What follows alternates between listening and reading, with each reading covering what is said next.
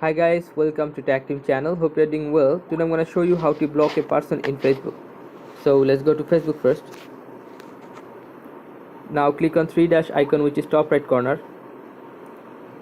Go to your profile. Now scroll down and you will see friends. Click on this friends. Now choose the person who you want to block. Let me choose. I'm choosing this one.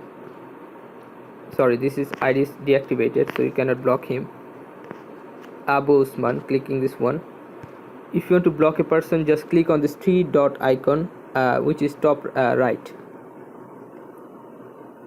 Now you can see here many options. You have to choose block Abu Usman, this one.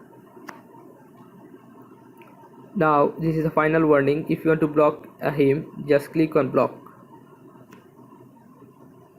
See, Abu Usman is blocked. So guys, this is how you can block a person in Facebook.